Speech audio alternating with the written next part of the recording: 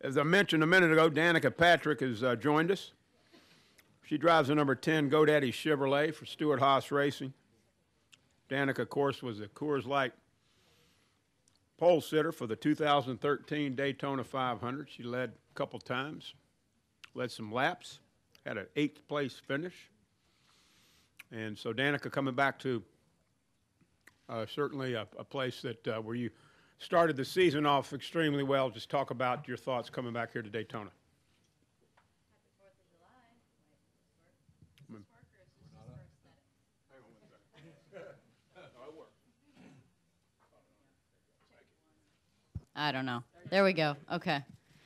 First off, the 4th of July Attire Award goes to you. I think you have the best outfit. I wasn't able to wear 4th of July clothes today, but my car did, so that's good. I think it looks kind of cool, actually.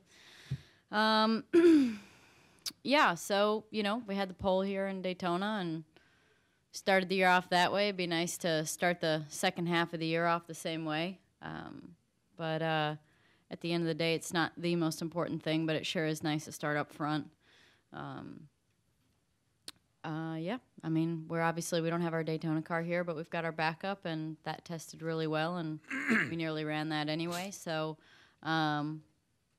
should be good still, hopefully. Okay, thank you, Danica. Ed Hinton can lead us off, and then we'll go to Jeff Gluck. Put this two ways, Danica. First, the obvious question the nation wants to know, can you do the same thing here Saturday night that you did in the Daytona 500, but to break it down in a more rational sense, how much does a 500-mile race in the wintertime and the daytime here translate to a 400-mile race in the summertime at night, both with the car and the setup and with you and the skills you've learned at Daytona so far? You know, to answer your first question, can I do the same thing? Yeah, I mean, I don't get worse as the year goes on, especially in the early years of running in a new series. So presumably I should hopefully have better experience at doing it, especially having done Talladega too. So, you know, it's definitely possible. The difference, you know, I mean, the cars are well stuck here, so I feel like it's not going to be worlds of difference. It's maybe a little less single file just because we've been in the car all year and people are a little less, they don't feel the need to just kind of get on with the season, get it started and start the year off well. I suppose there may be a little more antsiness, a little more comfort in the car. You could see some more people a little bit more prepared to pass and know how to do it a little easier than at the start of the year. But yeah, I don't think that as far as it should be very similar, though, in the end. And one quick follow-up in that in February you expressed some concern after the race that going into that last lap, you said, well, I got to have a plan. And you said, well, I really don't know what to do. With that race and Talladega under your belt, do you have any more idea now how to close the deal? Or is it still helter-skelter? I think it's still a little bit of helter-skelter. You know, right after the race I said I wish I would have had a plan, but then I got done with it, and, you know, I talked to Tony afterwards, and he said, you know, you probably had more to lose than you had to gain by trying something at the end. He said you could have just as well have been 20th in the end as opposed to where you did finish, so you probably had more to lose, so he thought I made the right decision on what I did. And after I said good job to Jimmy after he won, I had said that I wished I knew what to do better, and he said that the 2 times that he's won now at Daytona were the 2 times he didn't have any kind of plan. So I suppose it's about being at the right place at the right time and having the right people behind you, and you know, there's luck that plays into it that way. Although a lot of times good drivers win, so you still need to know what to do, but probably more than anything, it just means have a little bit of experience so that you can handle this, whatever situation comes up best.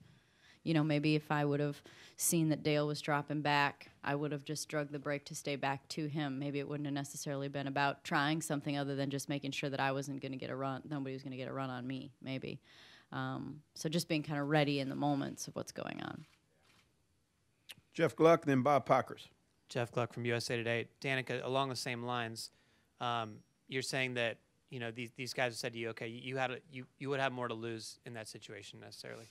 But if the same situation did present itself this time, do you feel like you're in the same mindset, or is there a different mindset now that you've gotten that finish? Could you risk more to go for something even if you did drop? I think that's a really good question. I think that's a good point.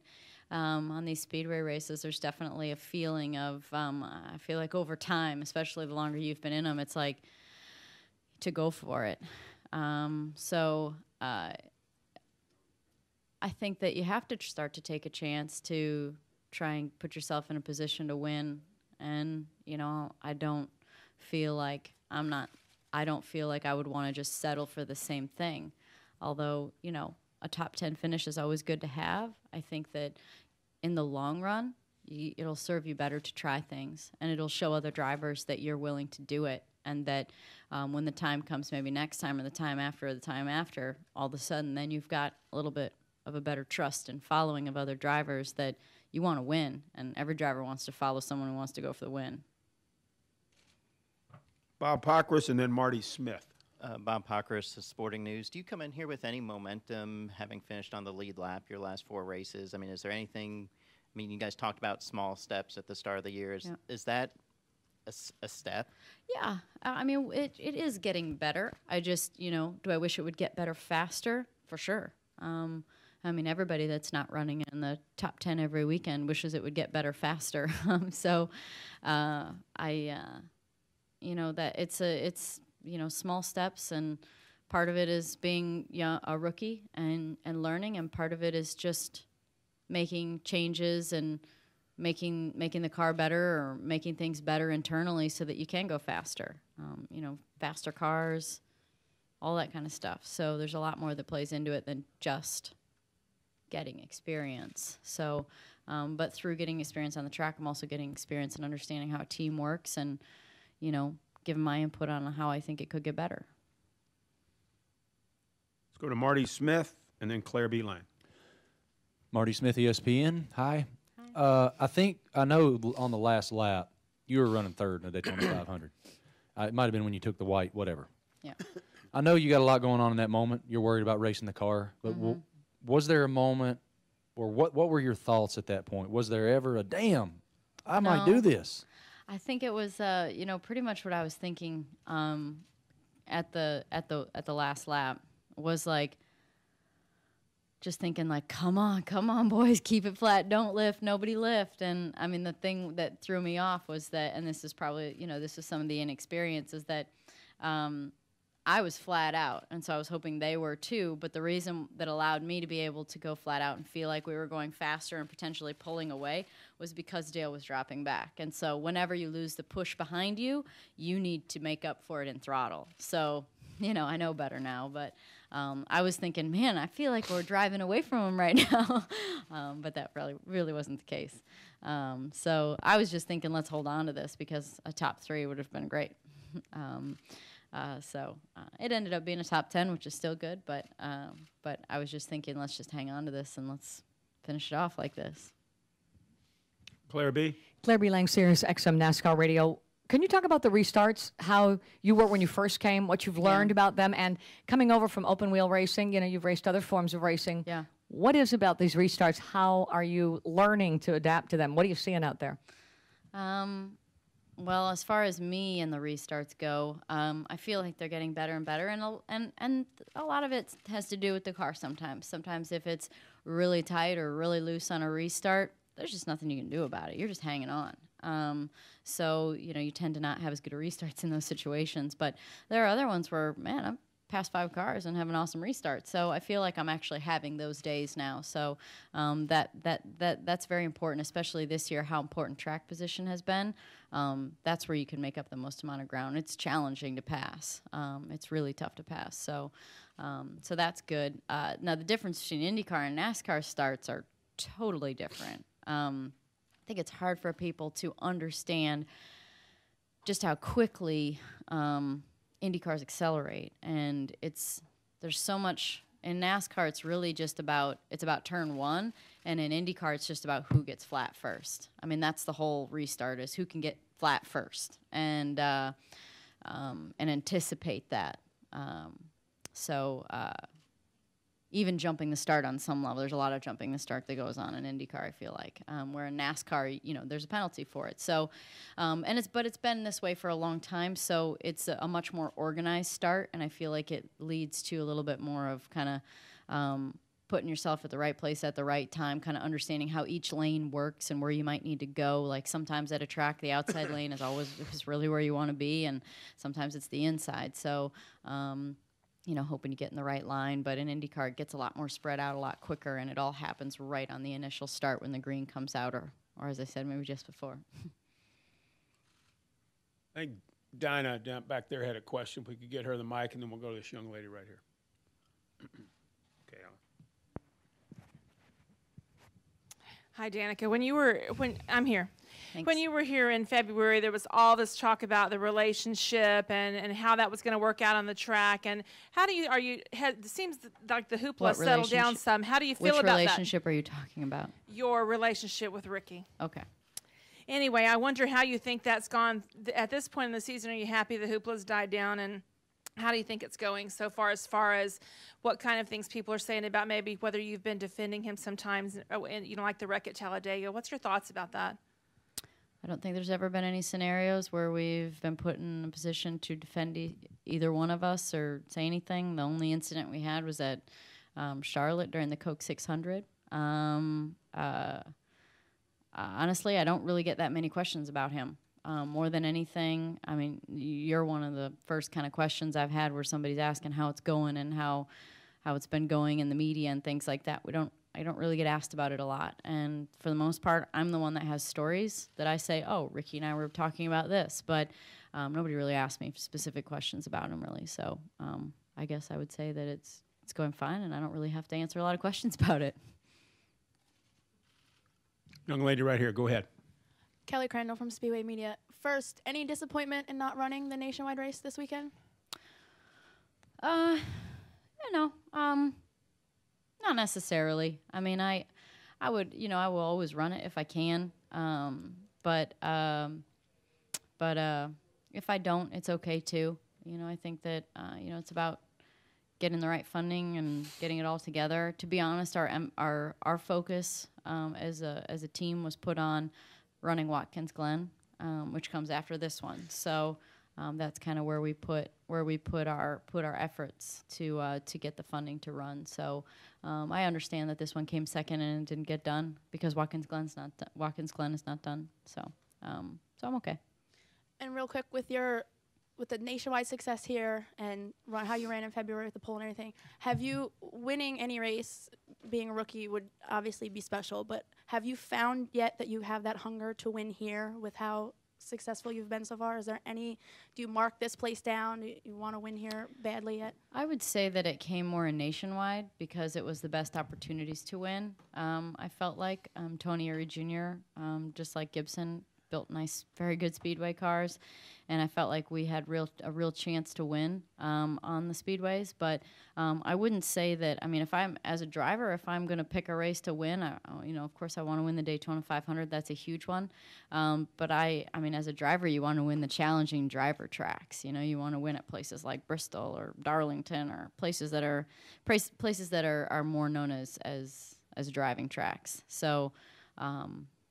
So I wouldn't say I've marked it down, no, but I haven't marked any one of them off. So I'll take anyone I can get. Alan, you have a question?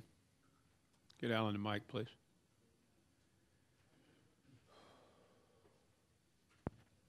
Danica, Alan Cavanda, NASCAR.com. Last week, Jimmy Johnson, he spun out and was really pissed off on the radio. But he held on so good. Did you see? Oh, that was really, it was impressive. And that's what I was going to ask about, because he came back and he still got a top 10. Have you ever driven pissed off in the car, and did it help you at all? Oddly enough, it does help you. When you're mad, you just get extra aggressive and get on a mission. It can help. And you wonder to yourself, why can't I just do that all the time? But, you know, every now and again, a certain emotion bubbles inside of you, and it makes for a different result or different racing on some levels. So, you know, and a lot of times it happens when you're running better and you get taken out of that position. So those are also days where you probably have better cars to do it too. I wouldn't say that, you know, I'm running 26th and something happens and I end up, you know, 30th and I'm like, oh my God, I can't believe you know, those aren't days where you really get all that mad. But when you get knocked out of being up front, you're probably there because you have a good car, and it makes it more possible to get up there. It doesn't by any means make it easy, and him coming from the back of the field to 9th at the end is still impressive. But you do tend to find a little extra. Well, final question back in the left-hand corner there, Mr. Ken Willis. Oh, wait, I didn't see your shirt. I see some stars. Stand up. Do it for America. A lot of cotton balls had to die for this shirt, I'd tell you that much. That's pretty good. I mean, That's, she gets the girl award and you get the boy award. Oh, well, I'll keep that in mind later. Whatever that means. Well, for best dressed on 4th of July. Thank you very much. I'm sure she's listening thrilled. when I got up here. You were distracted. Don't sit down. Stand cool. up. It's fine. Tell me what to do.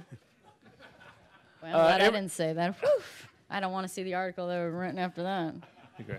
Hey, a lot was made over the Kyle situation a couple weeks ago, but just criticism in general. When you get criticism, how do you separate the constructive from the sniping, and do those lines ever blur? And if is there any example of something that's been said either about you or to you that might have sounded like sniping, but you might have actually taken it as constructive criticism along the way this year at any time? I think that if there's ever constructive criticism that comes, it tends to come on a one-on-one basis from a driver or a crew chief or something like that. But it tends to come from a driver, and they'll talk to you one-on-one. And you know, it's happened a few times, whether it be, you know, how you handle lap traffic or how you handle running with somebody. You know, it tends to be a one-on-one situation and a conversation. So anything beyond that is just conversation. Danica, thanks for coming in, and All certainly right. good luck this weekend Thank you. at Daytona. Happy 4th of July. Happy 4th.